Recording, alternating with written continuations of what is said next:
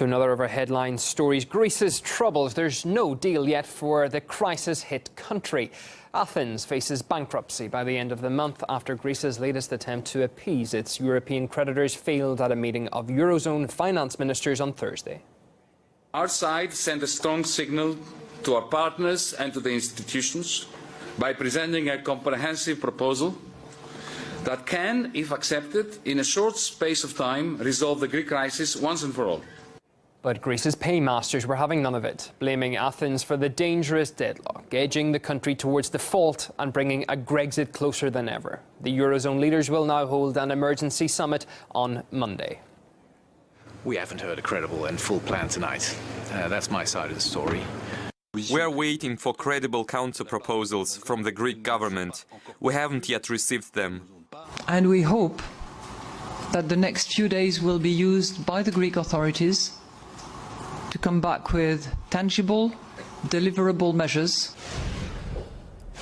Well, Greece's bailout payment deadline might be June the 30th, but the country could find itself sucked into a banking crisis more imminently. People have been pulling money out of their accounts at lightning speed this week. It's thought €1 billion was withdrawn on Thursday alone. Well, let's get more on that from our European correspondent, Peter Oliver. Peter, how damaging are these en masse cash withdrawals to the Greek banking system and indeed the country at large? Well, they're potentially hugely damaging. You mentioned €1 billion on Thursday alone. Well, that's actually really $3 billion over the last 4 days. That's people who are, well, justifiably scared by what they're seeing. They're pulling money out of cash machines. They're transferring money abroad to get it out of Greece, get it somewhere, even if it's under the mattress, where if it's a euro notes, it can be spent elsewhere.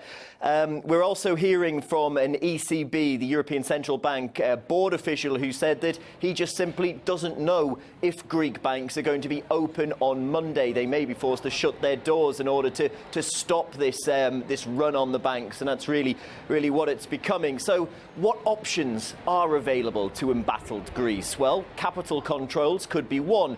That means that limits would be placed on the amount of money that an individual can withdraw from a cash machine or transfer abroad. We've seen this type of thing used in countries like Cyprus and Iceland previously, and it seemed to have worked there. However, if all else fails, Greece doesn't come to a deal with its creditors, it can't receive the bailout money, it therefore can't pay the $1.6 billion it owes to the IMF, well, there are some options still available. Real emergency options could be put in place by the European Central Bank, which could include extending quantitative easing, also upping a bond buying programme. But really, if Greece is kicked out of the euro and it can't pay its bills, then it's going to have to go back to the drachma. It's going to face very tough times. Economists I've spoke to have said we're looking at maybe a generation and a half that are going to really suffer before stability comes back. But what it also has a knock-on effect for isn't just Greece. It's the whole single currency. Mario Draghi, the European Central Bank chief, had said that to succeed anywhere, the euro must succeed everywhere. Well, that all changes if Greece goes, and we might see any other nations, Spain and Italy, who get into a little bit of trouble. People will start looking at them and saying, are they next? Potential Grexit could bring about the potential end of the Eurozone. That's no overstatement at the moment. Breaking down that Greek banking crisis for us. Peter Oliver, thank you for that. The man suspected of massacring 9 people at an African-American church in South Carolina was planning the attack for around 6 months, according to his roommate. The killings in Charleston happened during a Bible study class.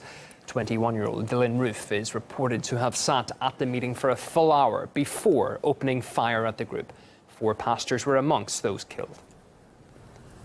Dylan Roof reportedly supported segregation, even saying that something needs to be done for the white race.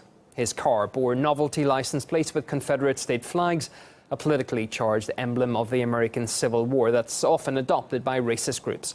Roof practiced shooting and had a history of drug abuse. The Charleston church massacre was used across the mainstream media to highlight the issue of gun control in America.